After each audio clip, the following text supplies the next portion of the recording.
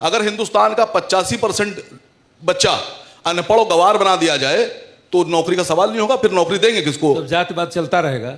80% बना दिया जाएगा, तब जातिवाद चलता रहेगा। सर देखिए, चाहे आप महंत जी आप बहुत सीनियर हैं, काबिल एहतराम हैं, लेकिन सच्चाई यह है खाना आप भी खाते हैं, पैसा आपको भी चाहिए, घर आपको भी चाहिए। ऐसा नहीं है कि अगर आप महंत हैं तो आप बिना खाने के रहते हैं। एक दलित को भी खाना चाहिए, एक आईएएस को भी खाना चाहिए, एक आईपीएस को भी खाना चाहिए, मुसलमान को भी खाना चाहिए, हिंदू को भी खाना चाहिए। उसका इंतजाम कौन करेगा? ना खाऊंगा ना खाने दूंगा। नहीं, उसका इंतजाम कौन करेगा सर? मैं पूछ रहा हूं आपसे, यह कैसी बात आपने कह दी, ना खाऊंगा ना खाने दूंगा? एक नजरिया ये भी है। कैसे नजरिया है? एयरपोर्ट आपने किसी दलित को क्यों नहीं दिया?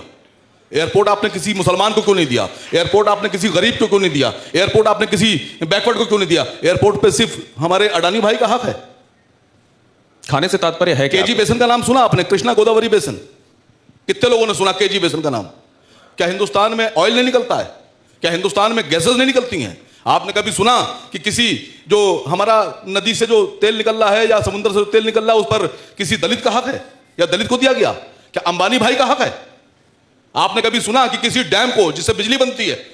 आपको पता है हिंदुस्तान में हाइड्रो जो पावर है, हाइड्रो प्रोजेक्ट हैं, उससे बिजली बनाने की कास्ट अगर सही तरीके से निकाली जाए तो 10 पैसे आती है। 10 पैसे की बिजली डाकुओं को डैम बेचकर फिर उनसे 2 रुपए में खरीदकर हिंदुस्तान की आवाम को 8 रुपए में बेचेंगे आप। इस पर बात कौन करेगा? आसिम वकार करेंगे या आप करेंगे या कौन करेगा? आइए बात करते हैं इस पर। देखा आपने मुद्दे क्या है? एयरपोर्ट तक जा रही है बात, केजी बेसिन तक जा रही है बात। इन मुद्दों के इर्द गिर्द चुनाव होंगे।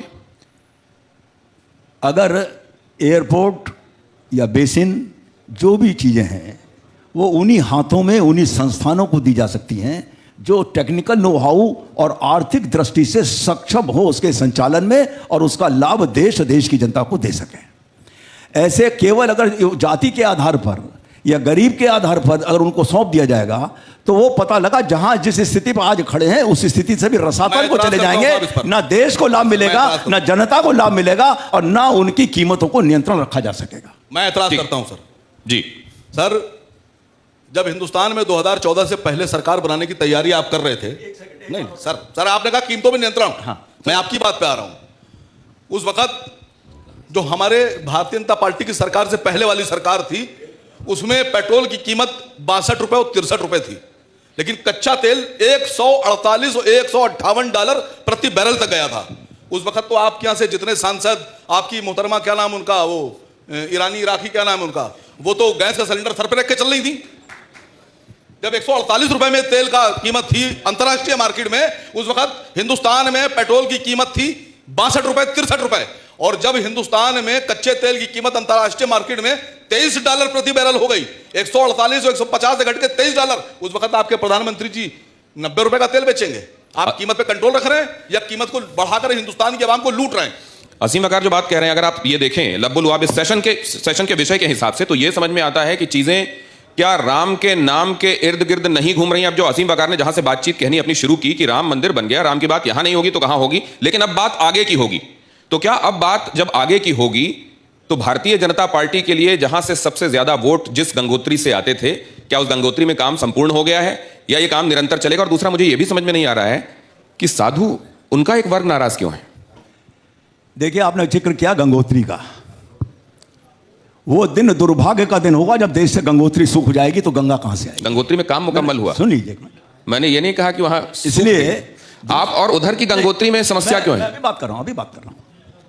दूसरी बात, आप विषय है राम का और उस पर जोड़ के जो बात सामने, मैं उसका जवाब तार्किक और सार्थक जवाब देना चाहूंगा। वो राम के भक्त के भी भक्त है। बताऊंगा आज की तारीख में जो जिस चीज का उत्पादक होता है, यानी जो फैक्ट्री का मालिक होता है, वो अपने उत्पादों की दर तय करता है अपने खर्चे और अपना मुनाफा सब देखकर। आज पेट्रोलियम प्रोडक्ट्स पर पेट्रोलियम कंपनियों का अधिकार है, भारत सरकार का कोई अधिकार नहीं है, कोई मूल्य नियंत्रण नहीं है। वो रेट तय करने के लिए अधिकृत वो हैं। लेकिन उसके बावजूद पेट्रोलियम मंत्रालय बना हुआ है। एक सेकंड, और भी काम है पेट्रोलियम मंत्रालय के। भविष्य में तेल की खोज का काम तो पेट्रोलियम मंत्रालय का ही है। दूसरी बात, मैं आदरणीय मेरे पास आ रहा हूं आपके पास आ रहा हूं। असीम वकार, बात पूरी हो जाने दीजिए, मैं आपके पास आ रहा हूं। आदरणीय स्वामी जी, लेकिन वाजपेयी जी से मुझे उम्मीद नहीं थी। आप हम सबके माननीय हैं, आप उस वक्त के विधायक हैं वाजपेयी जी जब भारतीय जनता पार्टी का नाम लेवाल कोई उत्तर प्रदेश में नहीं था, उस वक्त लोग आपको जिता के भेज रहे थे। आपकी जिम्मेदारी बनती है, आप गुमराह मत कीजिए। आपने कहा भारत सरकार का नियंत्रण नहीं है। जो मोरारजी देसाई की कपड़ा मिल, उस पर सरकार का नियंत्रण। जो सलमान खुर्शीद का डीपीएस, उस पर सरकार का नियंत्रण। जो सड़क के ऊपर एक टैक्सी चल रही है, उस पर सरकार का नियंत्रण। और आप बता रहे हैं कि तेल कंपनी में सरकार का नियंत्रण नहीं है। आप इस्तीफा दिलवाइए। सुनिए सर, आप वो विभाग हम लोग को दीजिए, हम आपको दिखाते हैं चलाकर कैसे चलाया जाता है। जो सच है वो मैंने 24 कहा घंटे है। के अंदर, सुनिए सर, अगर 24 घंटे के अंदर हिंदुस्तान में तेल 30 रुपए लीटर ना बिक जाए तो मेरा नाम बदल दीजिएगा। ठीक हमको है, हिंदुस्तान से, लेकिन हम लोगों का जो अनुभव है, असीम बकार, वो ये कहता है कि अगर चुनाव 24 घंटे के भीतर आने वाले हैं तो तेल के दाम जरूर काबू में आने लगते हैं। वैसे 24 घंटे अगर फौरन सत्ता में आने के बाद मिलने वाले हो तो ऐसा होता है कि आप अपनी बात जल्दी से पूरी कीजिए। एक सेकंड। संत समाज में कुछ लोग नाराज क्यों हैं? आसिम बकार साहब की बात का एक लाइन में जवाब, ना नौमन तेल होगा ना राधा नाचेगी, नंबर एक।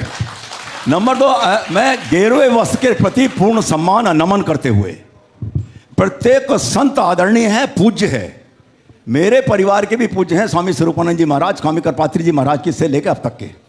मैं स्वरूपानंद जी महाराज के प्रणाम करता हूं, चरण छूता हूं। जब मैं अध्यक्ष था तभी मैं उनके आश्रम में गया था बनारस में। बाहर निकलते प्रेस ने मुझसे पूछा कि ये तो आपकी पार्टी के खिलाफ बोलते हैं, आप इनके यहाँ जाते हैं। मैंने कहा वो मेरे व्यक्तिगत पारिवारिक गुरु हैं, मैं उनके यहाँ जाता हूँ, इसलिए प्रत्येक संत समाज के प्रति मेरी श्रद्धा है।